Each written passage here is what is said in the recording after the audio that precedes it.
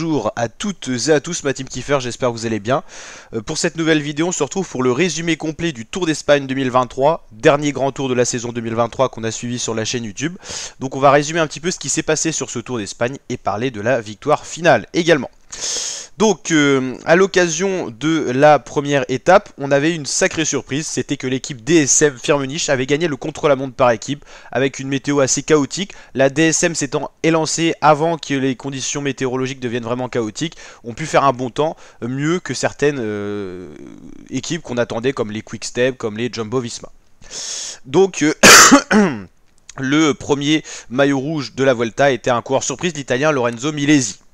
Pour la deuxième étape, c'était Andreas Lorenz Krohn qui avait gagné pour la Lotto Destiny, avec Andrea Piccolo qui avait pris le maillot de leader, de maillot rouge.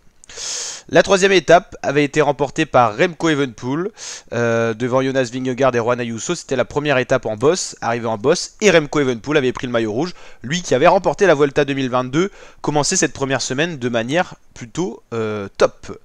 Premier gros sprint massif remporté par Caden Groves, l'Australien, qui a vite montré qu'il était le plus rapide sur cette Vuelta. Remco Evenepoel restait alors maillot rouge. Autre étape de sprint remportée une fois de plus par Caden Groves, qui était plus rapide devant Filippo Ganna, qui nous a surpris, qui a montré l'Italien qu'il avait une bonne pointe de vitesse et qui pouvait gérer des sprints massifs. Toujours Remco Evenepoel en rouge.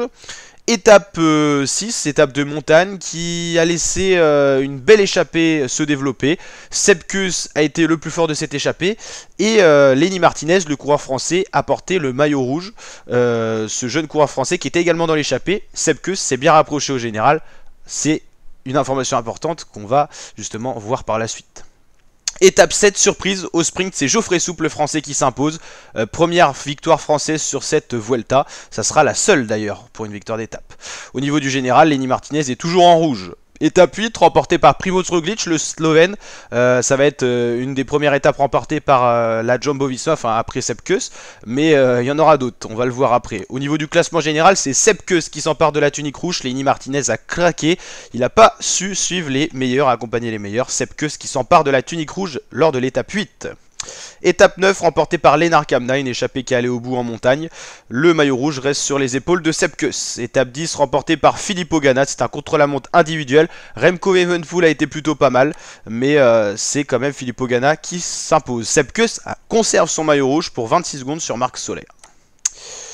Classement de l'étape 11, c'est Jesus Herrada, le vétéran de la Cofidis espagnole, qui remporte cette étape devant Romain Grégoire, le français qui a failli passer tout près de la victoire. Sepp Kuss reste en rouge. Étape 12, c'est du sprint, c'est Juan Sebastian Molano qui remporte son étape. Rien ne bouge au général. Étape 13, montagne, c'est Jonas Vingegaard qui va s'emparer de cette victoire d'étape. Et Sepp Kuss reste en rouge. C'est un triplé Jumbo Visma au niveau du général. Sepp Kuss, Primoz Roglic, Jonas Vingegaard. Et ensuite un quatuor espagnol. Étape 14 remportée par Remco Evenepoel, lui qui a perdu le général, est parti dans l'échappée, a fait un beau moment de l'étape avec Romain Bardet, un beau duo, mais Remco Evenepoel a été plus fort. Du côté de Sepp Kuss, ça reste en rouge. Étape 15 remportée par le vétéran portugais Rui Costa, première victoire de la saison sur un grand tour pour Intermarché Circus Wanty. Sepp Kuss reste toujours en rouge. Étape 16 remportée une fois de plus par la Jumbo Jonas Vingegaard. Étape 17 remportée par Primoz Roglic. Étape 18 remportée par Remco Evenepoel. Étape 19 remportée par Alberto Dainese au sprint. Au niveau des générales, Sepp Kuss restera maillot rouge jusqu'à la fin. L'équipier modèle, l'équipier qui a accompagné Primoz Roglic pour remporter le Giro en début de saison, qui a accompagné Jonas Vingegaard pour remporter le Tour de France en milieu de saison et qui va aller chercher cette victoire sur la Vuelta. Première victoire pour lui sur un grand tour. Étape 20 remportée par Wout Poels, c'était de la montagne. Et étape 21 au sprint, Caden Groves montre que c'était le sprinter le plus rapide de cette édition. Il apporte une nouvelle victoire d'étape à l'Alpecin de Senix.